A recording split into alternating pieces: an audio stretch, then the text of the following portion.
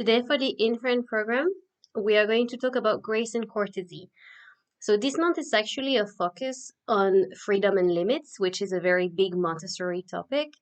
But for infants, it's very different. What's important when the development of infants, it's more about the structure, the routine, following the child and its needs, and what is the role of the adult through all of this, and his role model, and how what's the impact of the adult around this, and what can we do, and what is the other Montessori concept that we talk about from infant to toddler to primary program. So this is why today I want to talk about grace and courtesy.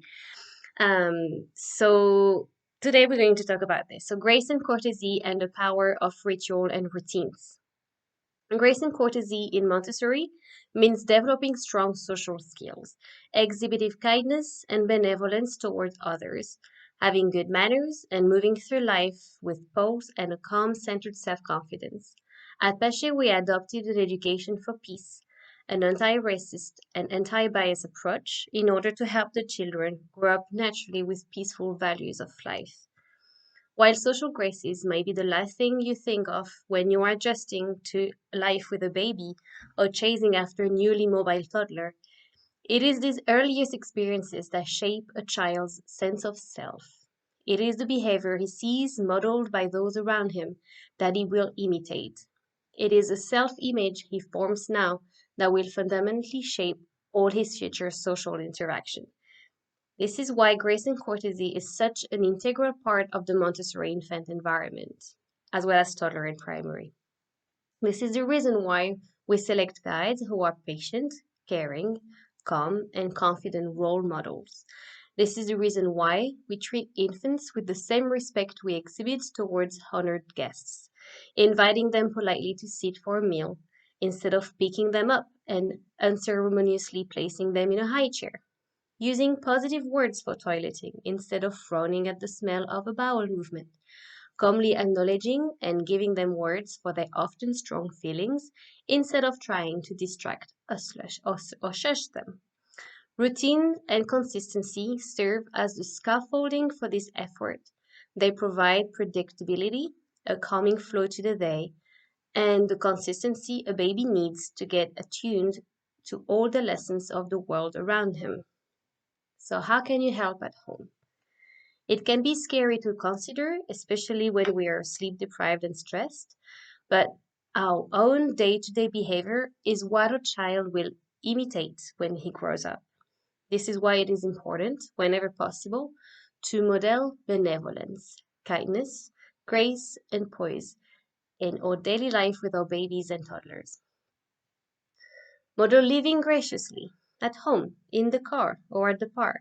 Show kindness to others, from a simple smile to a handshake or a hug when greeting someone at your door. Each time you offer a warm greeting or goodbye, sends a message to your child that this is how we act. Make mealtimes beautiful by maybe placing a flower in a vase at the center of the table or lighting a candle in a safe spot. Share a moment with your child. Consistently follow your child rhythm of eat, explore, sleep to give your child security. Make a plan for family time to read together at the same time each day at bedtime or whenever it fits regularly into your day. Be mindful of some of the early indirect lessons in grace and courtesy as your life unfolds around and with your child. Model patience as you wait at the pediatrician's, and help your baby be patient in turn by bringing a book to read or toys to engage with. Use a kind, quiet voice in your request to your toddler and get down to his level, looking him in the eyes instead of hollering across the room. Use please and thank you with your child, and soon he will imitate after you. Respect your child's toys. Even ask his permission or explain when you put his things away. So later on, he will grasp the importance of respecting others' possessions and private space. Take care of yourself. The only way to live graciously is from a centered spot. So, for your baby's sake, ensure you have time to rest, to engage with other adults, to pursue at least some non-baby interest. Only when we are happy, we are able to be a good role model for all children. I'm very happy to share this topic with you because this is the structure of everything that we do Children do not talk and do not talk back and speak, but they are really absorbing everything that's going on around them. And our values and the way we behave, not only towards our child, but also with others around, the ones that we know and the people that we don't know, those are the things that your child will integrate and will become part of himself. So our values become their values. And this is why in Montessori we say that the child is a hub for the future. And if we want everyone to be kinder and altruistic and all of those beautiful values of life, then we need to show them to the child from the moment he's born.